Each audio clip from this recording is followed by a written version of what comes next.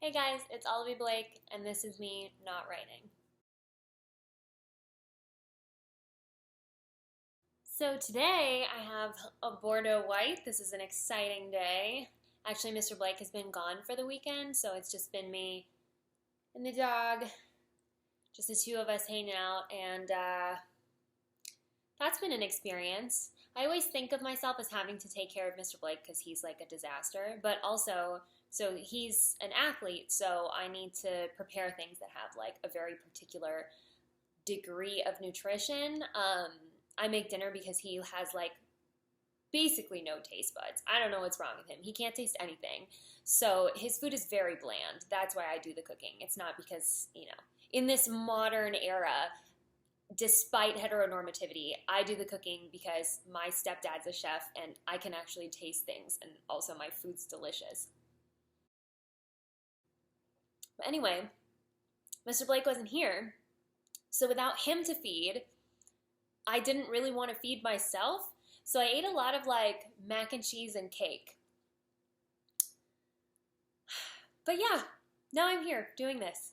So I'm going to open with this shirt, which I just got from mysister.org. So first of all, Dr. Blasey Ford, I believe you. Just wanted to say that. Oh, well, the dog's out. He's not up for a feminist chat. So I was trying to identify my feminist agenda. Here it is. But yeah, so I wanted to talk a little bit about mysister.org. I wrote it down so I didn't miss anything. Okay, so first of all, it's ethically manufactured, always a plus. Every purchase supports job training and employment opportunities for survivors of sex trafficking, which is great. I also got like a little card with a handwritten message from a survivor, and it said, "You are strong," and it's great, and I'm going to keep it forever. Also, size inclusive. So I just found out this week that 67% of women in the United States are above a size 14. And that's not really going to mean anything to those of you who don't live in the United States, but like, I'm not even sure what store I would go to if I wanted to buy something that was over a size 14, which is totally unfair. That doesn't make any sense. Like, shopping is hard enough already. So anyway, my new thing is I'm going to try and shop at brands that are also size inclusive. And also, I got a new pair of jeans, which you can't see, but Madewell is my favorite store for denim, for more things, but like especially denim. They never go wrong with denim. And they just started an eco-friendly line. This pair of jeans, I'm so excited about it. It's made at this mill in Italy that's like entirely sustainable. So it's all solar power, and 100% of the water is recycled. And the dye in the denim, and it's like the cotton that's used in it is also sustainably, there's sustainability involved, but the dye is made with shrimp shells, which is crazy. Oh, I wrote down the fact about this. So it requires 65% less chemicals and 75% less water than conventional fabric. They're also like cheaper than the normal jeans you would get from Madewell, which is cool because I just assume, if you're going to slap eco-friendly on something, it's going to be more expensive because that's just what I expected. But I don't know, maybe shrimp shells are cheap? But anyway, the point is, I bought them in my usual size, and they were kind of fitted, and then they stretched out a little bit. So if you get them, they do stretch out. Not in a bad way, though. It's just a different fit. Oh, also, I had a fun experience where I'd never talked to Andrea Anderson, Provocative Envy, on Tumblr before, and now she's like the other half of my brain. So I would have recommended this anyway, but now it's just for fun. How I Spent My Summer Vacation by Andrea Anderson, and I will add her Twitter handle at the bottom here later when I edit this. I just got it. I read the first story, had a blast. I mean, you really can't go wrong with her stuff. So yeah.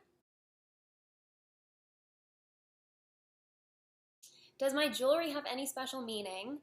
I notice you always wear the same ring and necklace in every video. It does. So, this necklace It's just kind of a normal necklace from Tiffany's Sterling Silver line. So there's a story to it though. Let me back up. It's kind of hard to buy me gifts because I don't usually say when I want something. I am usually like, oh, I'm fine, you don't have to get me anything. So when I was getting older, my mom decided that instead of like searching to figure out what I wanted for Christmas and my birthday, which are kind of close together, my birthday's at the end of January. Which actually, if you ever want to do anything for my birthday, I usually release a book on my birthday. So if you ever are like, I should do something for her because it's her birthday, because naturally this is something I'm sure you think about all the time. You can buy whatever book has come out that day. This year it'll probably be Inheritance that comes out that day. Yeah, because I'd rather people focus on like what I've done or what I've created than like the fact that I was born. But this is not important. I'm just rambling now. Also, I'm an Aquarius. I feel like that seems really obvious, but maybe that's just me. So for Christmas and my birthday, when I was home, this started when I was 18, my mom would take me to the Tiffany store, which where I'm from was like kind of out of the way. Like it was in this like super nice neighborhood that we didn't usually go to. And she would take me to Tiffany's and she would buy me a piece of jewelry and then we would have lunch together and have like a girls' day. So that's something that she did every year for my birthday and then also for graduation. So fast forward to when I was living in Chicago, I was living with two of my guy friends who I love dearly, but they were very irresponsible. And I guess they had a party one day and a bunch of people came up that they didn't know and they weren't keeping an eye on them. So long story still long, all my jewelry got stolen. I was with Mr. Blake at the time and I wasn't wearing any of it. I used to not really wear it a lot. Like I would just put on whatever I wanted to put on for that day. And, you know, by the time it all got stolen, I had amassed kind of like a nice little collection and then it was all gone and I was devastated, of course. I mean, it was, you know, my mom was always so excited to go pick those things out with me and we would spend like weeks in advance looking at stuff on the Tiffany's website to be like, oh, which one would I want? So yeah, it was a bummer that all that stuff got stolen and I was really sad about it.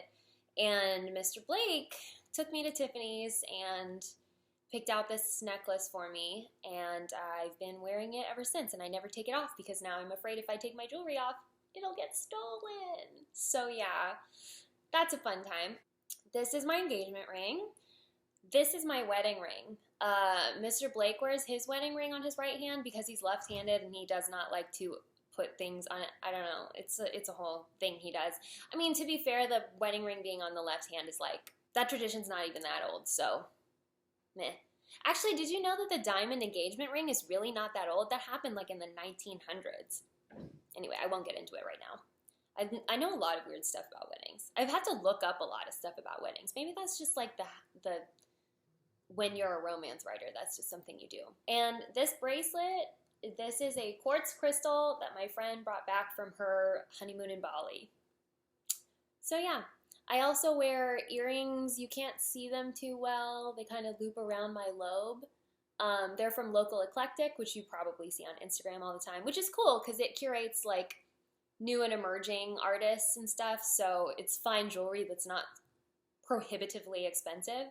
And I also have in this ear a cartilage piercing, which was like the height of cool when I was like 14 or whatever. It was... I asked my mom if I could get it, and she was like, okay, and she took me to get it done, so it was not really a rebellion. I did hide my tattoos from her for a while, though. She also does not care for them, but I'm curating myself like a museum. That's just what's happening.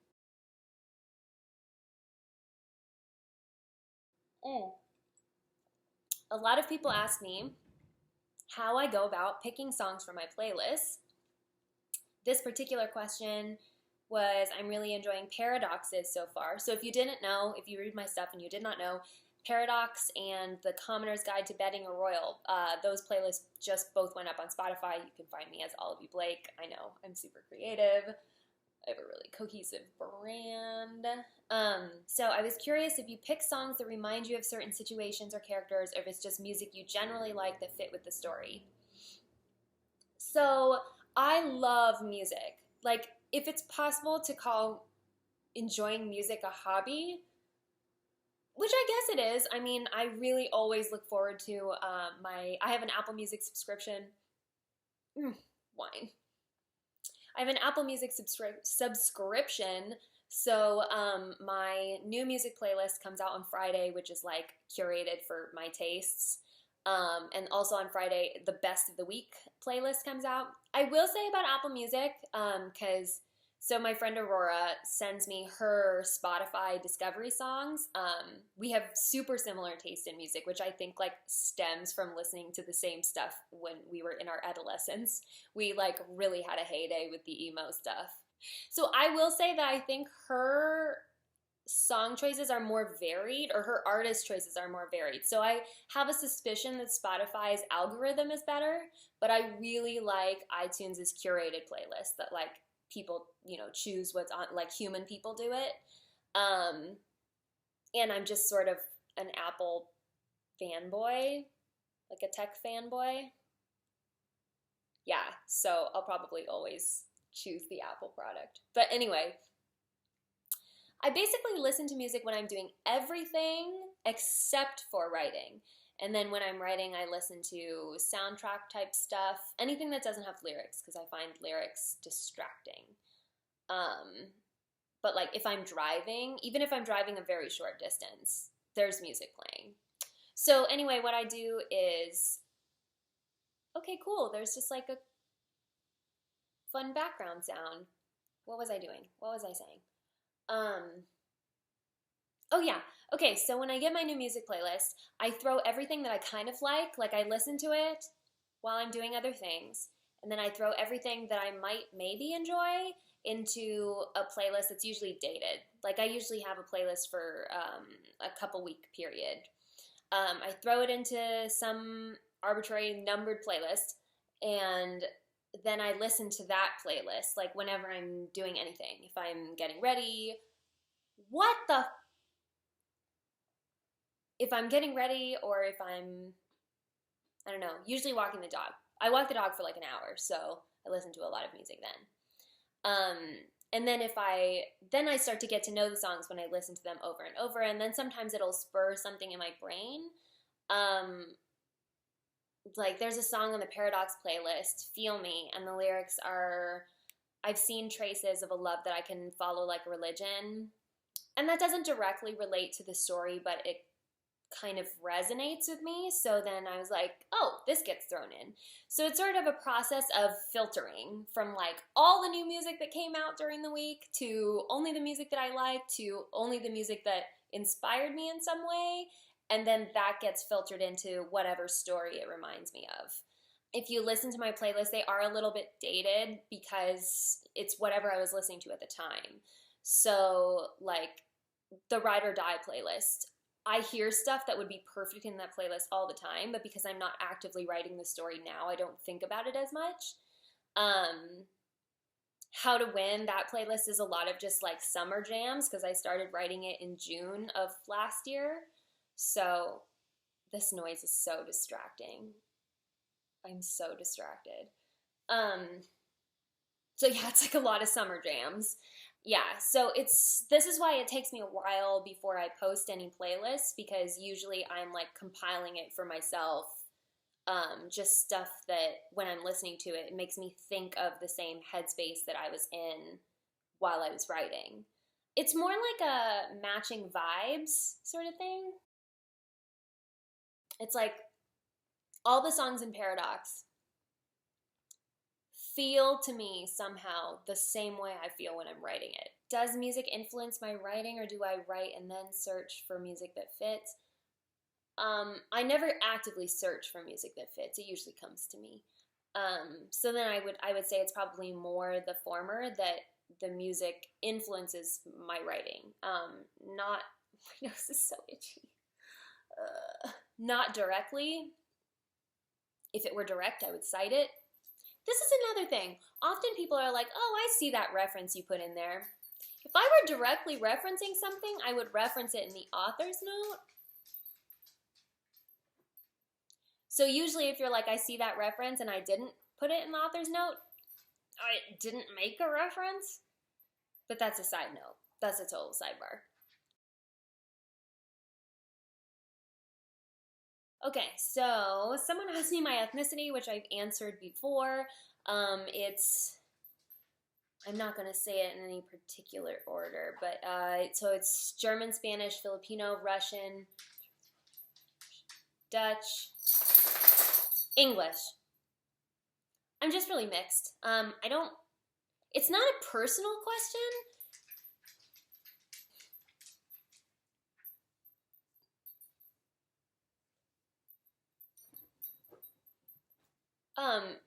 It's not a personal question so much as it doesn't mean anything to me. I mean, I know that people want to like identify with me in some way, but I really don't identify as any of those things. I don't really consider myself white. I don't really think of myself as a person of color.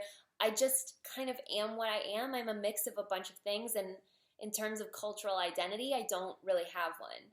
I guess that would be the thing, is that I most relate to not having a cultural identity. I identify most as a Californian. So they asked where I was born. I was born in Northern California, in the San Francisco Bay Area. And that is like, being Californian is like the thing I most identify with. Like a lot of what I believe and what I value are rooted in more where I was born than what's in my DNA. So yeah.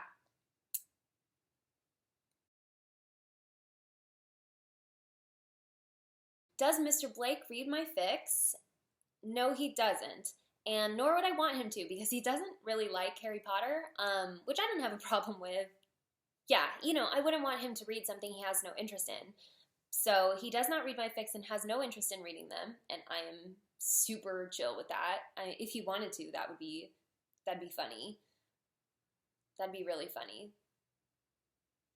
I think it'd be funny if you read Modern Romance. That one's got like a lot of smut. Actually, Ride or Die also. So one time I thought about making like a smut, like just all the really smutty chapters and like compiling it into some sort of index, but I think that would take too long. But I will tell you about Mr. Blake's favorite of my stories. So, his favorite story is The Wish Bridge, which is in Midsummer Night Dreams, which I've talked about before. But also Mr. Blake's favorites are the Alpha series that I write with Little Khmora, who is just fantastic. I cannot say enough about how amazing she is. Ta.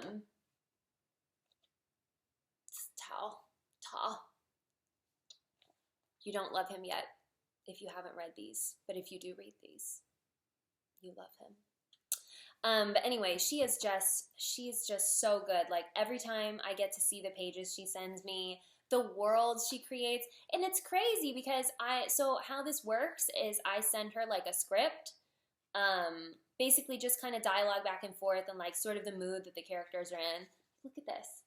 She just dreamed up this guy's face. I don't even, yeah, and she turns it into this gorgeous art. Like, it's crazy. She's just incredible. But anyway, so the Alpha series is a little bit more science fiction than it is fantasy. There's a lot of psychology that plays into it. A lot of like genetics is a whole big thing. It's much closer. Like if you like Star Wars, you're more likely to like Alpha, because it's a lot more like that. It's in the dystopian, like kind of distant future where there's multiple worlds and it's sort of a military situation. Like there's a general who's one of the main characters. But also, so the main character is, she possesses a lot of psychopathic qualities. She's not very emotionally driven. And that's very important to the plot, which I don't super want to give away. I kind of did give away a big piece of it, but because I did mention that a lot of it is rooted in psychology. But it's basically like, if you could breed the perfect soldier in terms of physicality and their intelligence and like critical thinking, would you be missing something? Basically, if you could create a perfect human, what would differentiate them from machines? And that's kind of a lot of what the underlying theme of Alpha is, and that's something that interests Mr. Blake more than fantasy. A lot of my work kind of revolves around the question of what it is to be human, and this is a very, like, yeah, there's also some, like, Greek mythology burrowed in there, but yeah, it's burrowed kind of deep. So yeah, that's his favorite.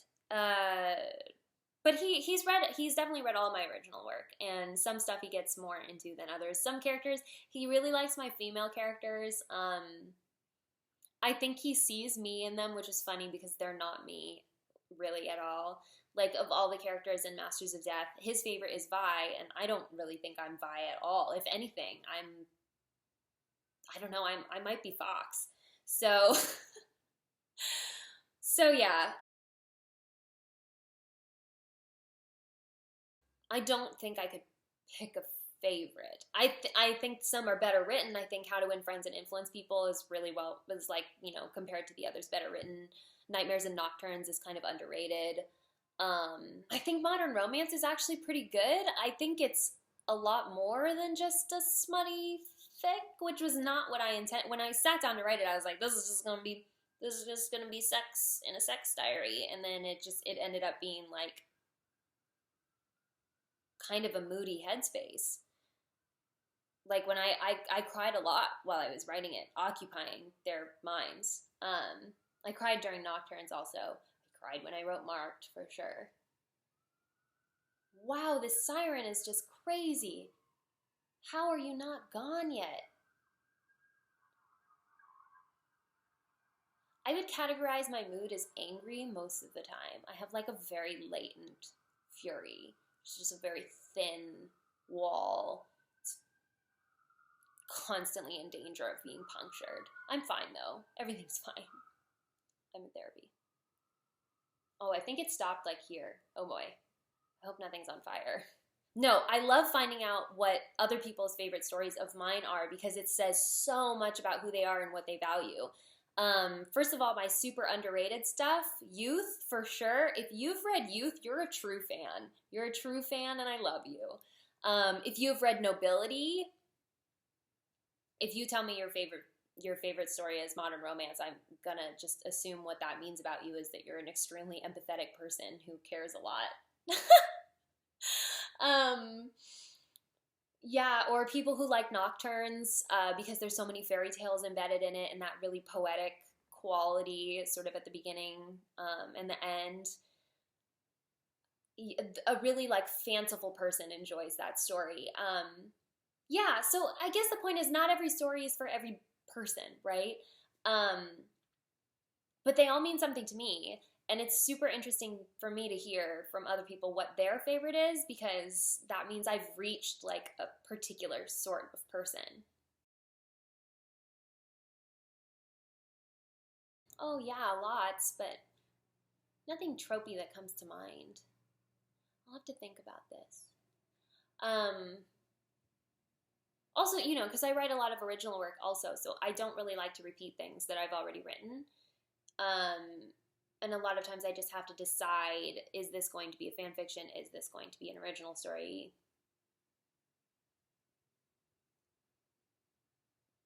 I'm playing with a lot of rom-com tropes right now, so I don't know.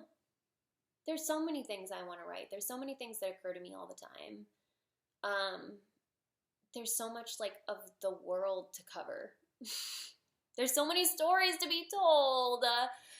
And I just wish I had more time to do it. I wish I didn't need to sleep and stuff. Sleep is the dumbest. I do have my dagger. Not to worry. So yeah, if you have any other questions, as always, come find me on any social media platform. I'm super easy to find. This has been me, Olivie Blake, not writing, and I'll see you next week.